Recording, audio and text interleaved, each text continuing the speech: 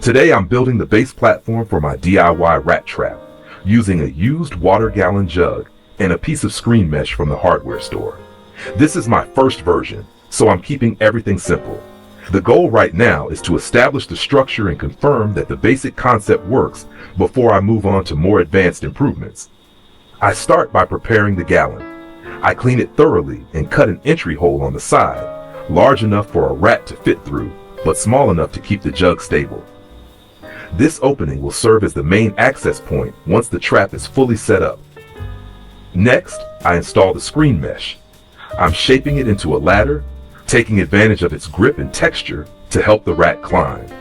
I angle the mesh so it lines up cleanly with the hole, creating a straightforward path into the jug. This ladder is temporary for version 1, but it's enough to test whether the rat can actually climb and enter the container. I'm not adding any bait today. The focus is purely on building the structure. For bait, I'm planning to use rice, simple, available, and something rats are naturally attracted to in our area. I'll introduce the bait once I'm confident the platform holds up and the ladder stays in place. With the structure complete, I'm setting the trap up tonight. This first test run is mainly to observe behavior, whether the rats approach it, climb the ladder, or explore the entry hole. I'll check the results tomorrow and see if the design needs reinforcement, a better angle, or a more controlled entry point.